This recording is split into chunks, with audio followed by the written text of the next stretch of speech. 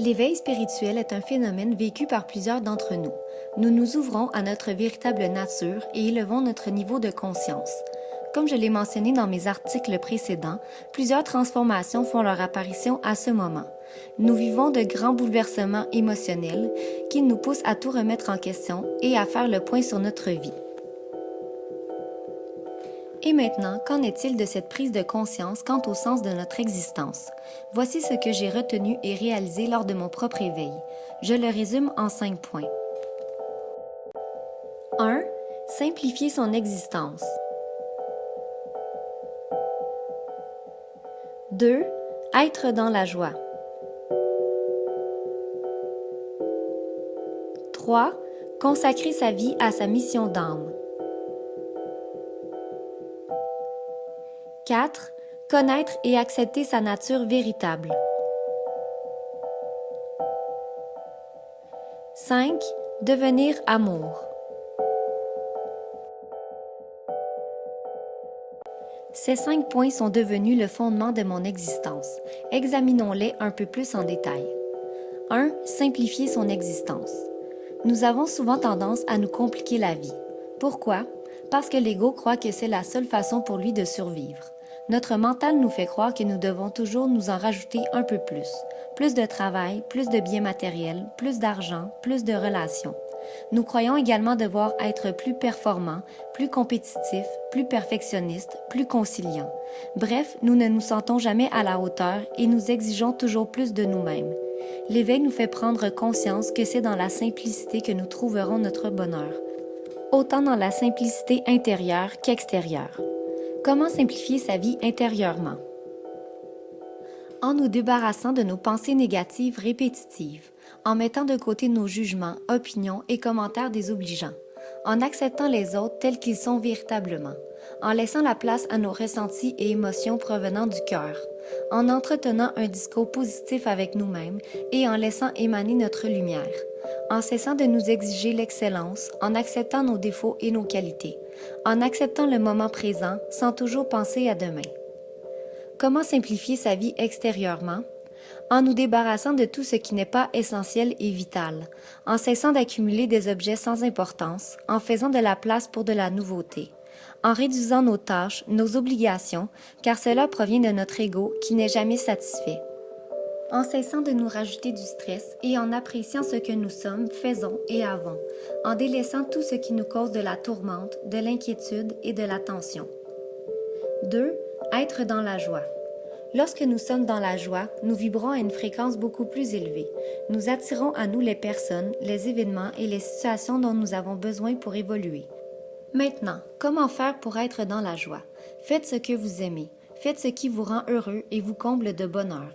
Cela peut être aussi simple que de sourire à un étranger, d'aller arroser votre jardin, de lire un livre ou de faire une séance de yoga. Cela peut être aussi de rendre service à autrui, d'aider un enfant malade, d'apporter réconfort à un ami, peu importe ce qui vous procure de la joie. Faites-le aussi souvent que possible. 3. Consacrer sa vie à sa mission d'âme. La vie prend tout son sens lorsque l'on écoute et entend les appels de notre âme qui nous éveillent à notre mission ici-bas. Depuis notre tendre enfance, notre âme nous murmure la route à suivre. Elle tente d'entrer en contact avec nous et attend patiemment le moment où nous accepterons de nous laisser guider par elle. Connaître sa mission et l'accepter de tout son cœur est une grande étape sur le chemin de notre évolution. Et lorsque vous l'aurez accepté, votre être tout entier vibrera à une intensité lumineuse. Vous n'aurez qu'à suivre le chemin qui s'ouvrira devant vous. Consacrer sa vie à sa mission d'âme, c'est répondre à l'appel au fond de nous. C'est croire qu'il y a un plan supérieur pour nous tous ici sur Terre. C'est embrasser avec tout son cœur la perfection de l'univers et se laisser guider vers une destination inconnue en profitant de chaque instant. 4. Connaître et accepter sa nature véritable.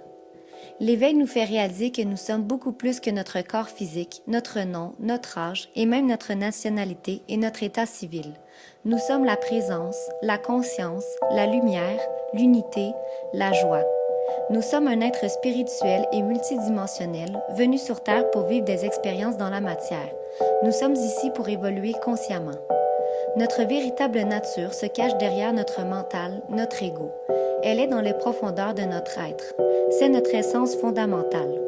Pour la sentir, nous devons faire le calme dans notre esprit, s'accorder des moments de tranquillité, retourner vers soi, se rappeler qui nous sommes, rentrer au bercail. Notre vie est un long processus de découverte, de réalisation, d'acceptation et d'unification. Connaître notre véritable nature fait partie de ce processus et si vous le traversez dans la joie et le lâcher-prise, vous vous éveillerez à un univers encore plus merveilleux que tout ce que vous pouvez imaginer. 5. Devenir amour. Voilà la raison d'être première de notre passage ici sur Terre. Quelle autre raison avons-nous que d'être ici pour expérimenter l'amour sous toutes ses formes? L'amour pour son enfant, pour son partenaire de vie, pour sa famille, pour ses amis, pour de purs étrangers. L'amour envers la nature, envers la création et envers celui qui nous permet de vivre cette vie. Devenir amour n'est certes pas chose facile à notre époque, mais celui qui en fait sa raison d'être et qui poursuit son but avec détermination, foi et confiance grandira et apportera sa lumière à l'humanité. Chaque pensée, chaque parole, geste ou action empreinte d'amour apportera de la douceur et du réconfort à autrui. Prendre conscience que nous pouvons nous guérir et guérir le monde alentour de soi en devenant amour peut changer notre vie et celle des autres à tout jamais. Alors soyons plus forts que tout, plus forts que notre ego, plus forts que nos pensées négatives et écoutons la voix dictée par notre cœur. Il connaît le chemin vers le retour à l'amour.